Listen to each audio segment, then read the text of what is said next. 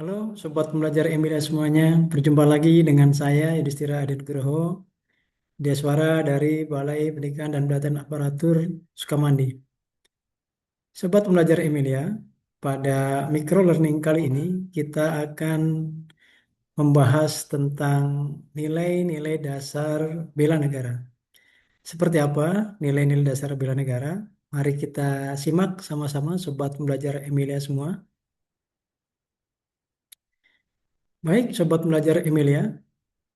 Tujuan yang ingin kita capai pada micro learning kali ini adalah untuk membekali sobat belajar Emilia dengan pemahaman mengenai konsepsi bela negara, nilai-nilai dasar bela negara, dan perilaku implementasi nilai-nilai dasar bela negara dalam kehidupan berbangsa dan bernegara. Baik, sobat belajar Emilia, kita akan coba mulai dari sejarah bela negara terlebih dahulu. Pertama, kalau kita lihat timeline di sini, di tanggal 18 Desember tahun 1948, Belanda melakukan agresi militer yang kedua. Belanda menyerang Indonesia kembali, sehingga pada tanggal 19 Desember tahun 1948, Presiden dan Wakil Presiden Bung Karno dan Bung Hatta ditangkap Belanda. Sehingga pada saat itu Belanda menyatakan RI telah bubar. Namun pada tanggal 22 Desember tahun 1948 telah dibentuk Pemerintahan Darurat Republik Indonesia atau PDRI yang terletak di Sumatera Barat. Pada tanggal 13 Juli tahun 1949, mandat PDRI dikembalikan lagi kepada pemerintahan Republik Indonesia karena pada saat itu pemerintahan Republik Indonesia sudah kembali berjalan normal. Kemudian atas dasar peristiwa-peristiwa tersebut, pada tanggal 19 Desember tahun 2006, Presiden Susilo Bambang Yudhoyono menetapkan tanggal 19 Desember sebagai Hari Bela Negara melalui keputusan Presiden nomor 28 tahun 2006. Sobat pembelajar Emilia, dasar hukum dari bela negara pertama adalah Undang-Undang Dasar tahun 1945 pasal 27 ayat 3, di mana berbunyi setiap warga negara berhak dan wajib ikut serta dalam upaya pembelaan negara. Kemudian Undang-Undang Nomor 3 Tahun 2002 Pasal 9 Ayat 1, setiap warga negara berhak dan wajib ikut serta dalam upaya bela negara yang diwujudkan dalam penyelenggaraan pertahanan negara. Kemudian Undang-Undang Nomor 23 Tahun 2019 Pasal 6 Ayat 1, setiap warga negara berhak dan wajib ikut serta dalam upaya bela negara yang diwujudkan dalam penyelenggaraan pertahanan negara. Kita lanjut.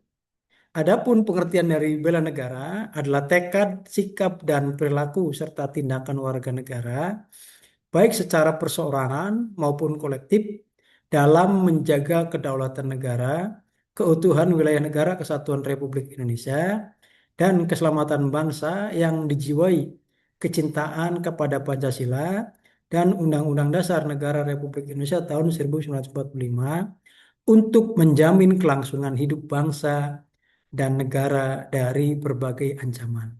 Definisi ini termaktub dalam Undang-Undang Nomor 23 Tahun 2019 seperti landasan hukum tadi. Ini tentang pengelolaan sumber daya nasional untuk pertahanan negara. Baik Sobat Pembelajar Emilia, lantas apa yang dimaksud dengan ancaman? Ancaman adalah setiap usaha dan kegiatan baik dari dalam negeri maupun luar negeri yang bertentangan dengan Pancasila dan mengancam atau membahayakan kedaulatan negara, keutuhan wilayah negara Kesatuan Republik Indonesia, dan keselamatan segenap bangsa. Nah, apa saja jenis ancamannya atau bentuk ancamannya? Bentuk ancamannya sesuai dengan Undang-Undang Nomor 23 Tahun 2019 tentang pengelolaan sumber daya nasional untuk pertahanan negara atau PSDN, ada tiga bentuk ancaman negara. Pertama adalah ancaman militer.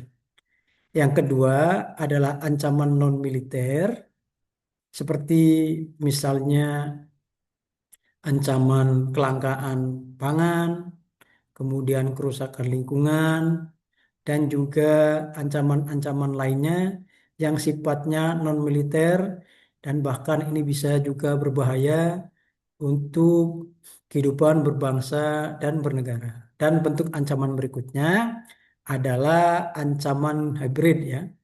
Ini merupakan gabungan dari ancaman militer dan juga ancaman non-militer. Nah, seperti ini para sobat belajar Emilia, ada banyak ya jenis ancaman yang bisa mengancam eksistensi negara kesatuan Republik Indonesia. Misalnya kebanjiran, kerusakan lingkungan, penebangan pohon, pembalakan liar, kemudian juga ada komunisme, kemudian juga ada bahaya narkoba, virus, ya, radikalisme, separatisme, hoax ya, dan lain sebagainya. Kita lanjut sobat pembelajar Emilia. Bela negara dalam perspektif keilmuan secara ontologis, ini bela negara adalah sikap dan tindakan warga negara. Secara epistemologis, bela negara merupakan bentuk dari menjaga kedaulatan dan keutuhan negara kesatuan Republik Indonesia. Dan kemudian secara aksiologis, bela negara adalah menjamin kelangsungan hidup bangsa dan negara. Kita lanjut, hubungan negara dan warga ini bersifat saling membutuhkan atau komplementer. Negara melindungi hak dan kewajiban warga negara, dan warga negara memiliki kewajiban untuk membela negara. Sehingga hubungan negara dan warga negara Indonesia sifatnya adalah saling membutuhkan atau komplementer.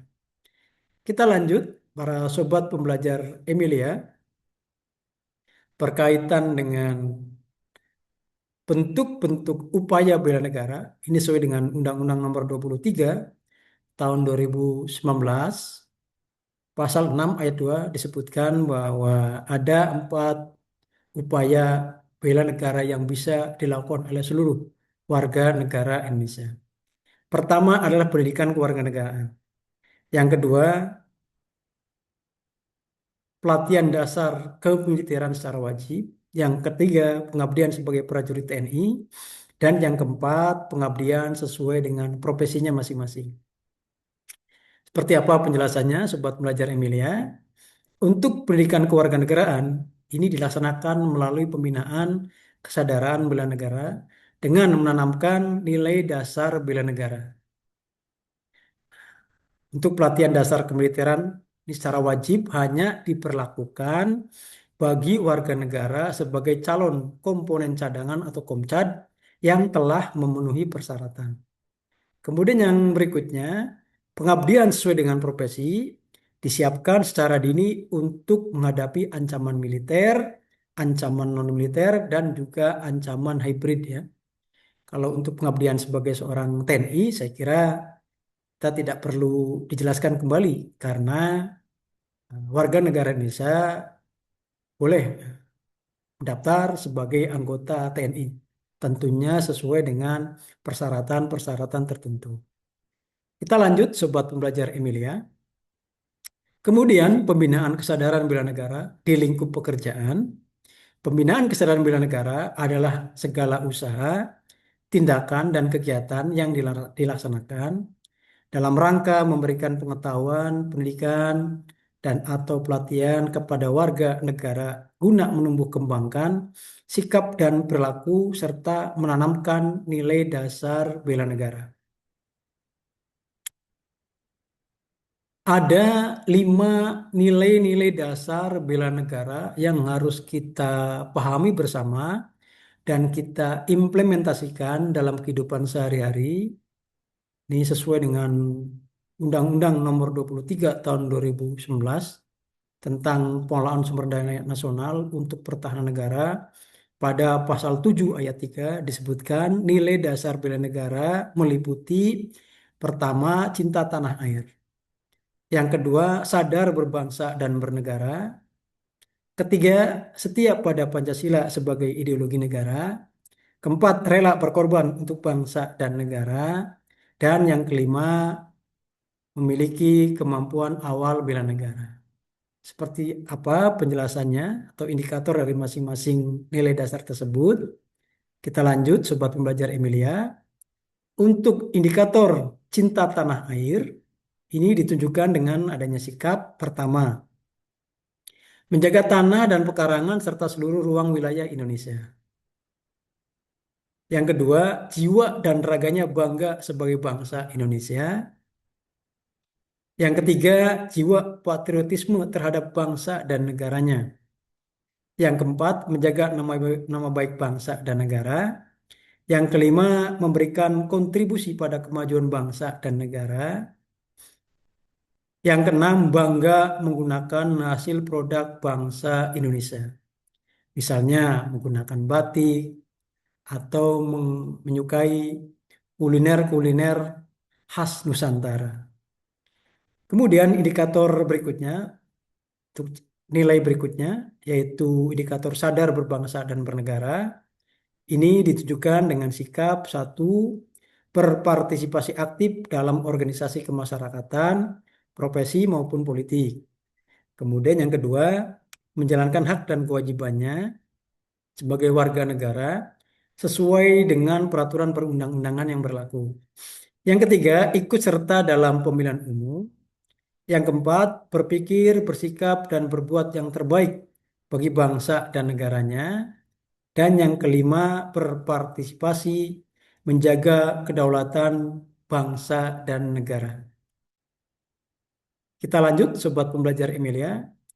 Indikator nilai yang ketiga, nilai setia pada Pancasila sebagai ideologi bangsa.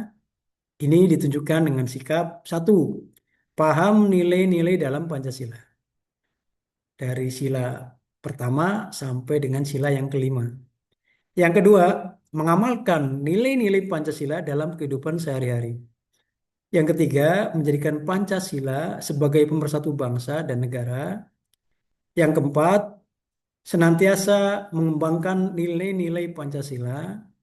Dan yang kelima, yakin dan percaya bahwa Pancasila sebagai dasar negara.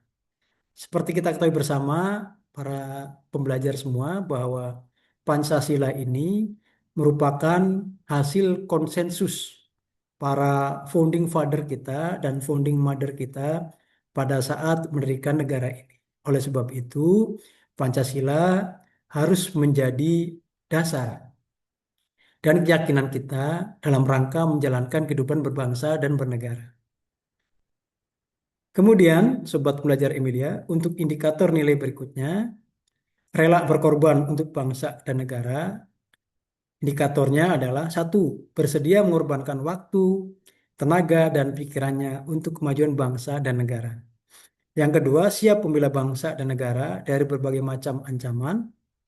Yang ketiga, berpartisipasi aktif dalam pembangunan masyarakat, bangsa, dan negara. Yang keempat, gemar membantu sesama warga negara yang mengalami kesulitan tanpa membeda-bedakan atau melihat latar belakangnya.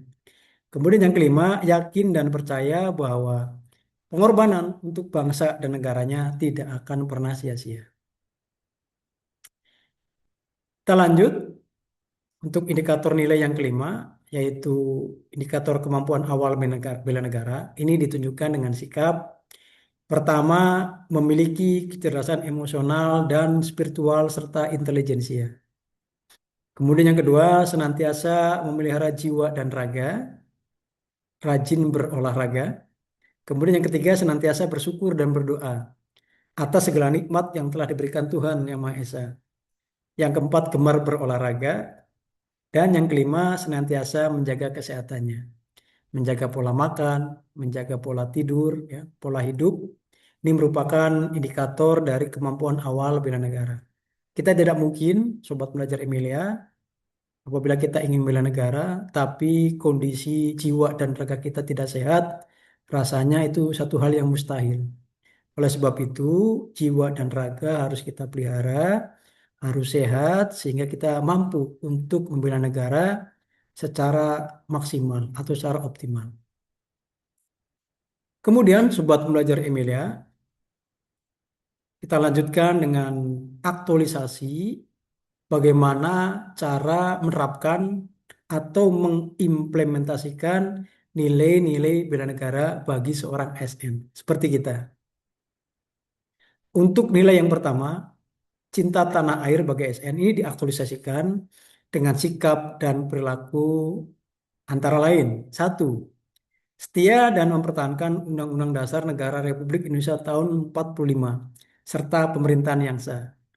Kemudian yang kedua, mengabdi kepada negara dan rakyat sesuai tugas dan perannya masing-masing.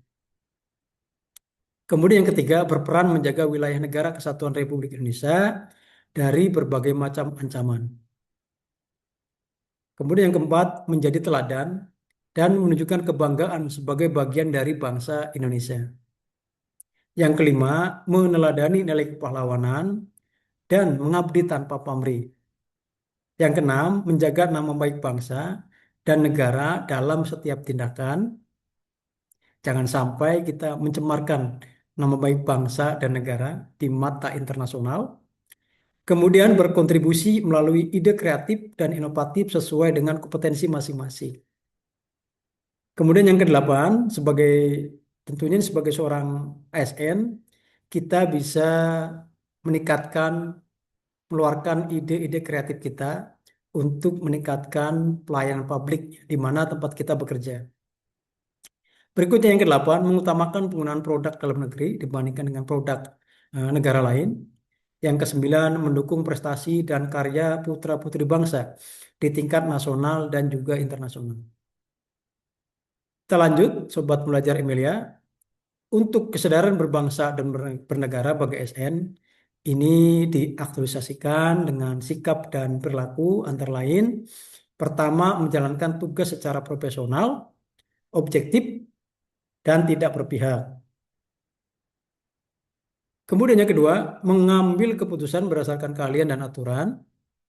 Yang ketiga, menjaga netralitas ASN dalam seluruh proses politik.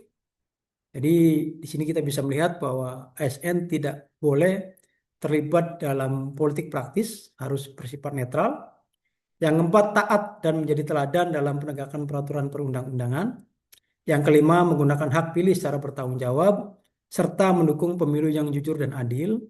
Yang keenam, berpikir, bersikap, dan bertindak sesuai tugas dan fungsi ASN. Yang ketujuh, berpartisipasi menjaga kedaulatan bangsa dan negara sesuai bidang tugas. Yang kedelapan, menghargai komunikasi, konsultasi, dan juga kerjasama. Yang kesembilan, yang tidak kalah pentingnya adalah mendukung sistem pemerintahan yang demokratis dan juga profesional. Oke.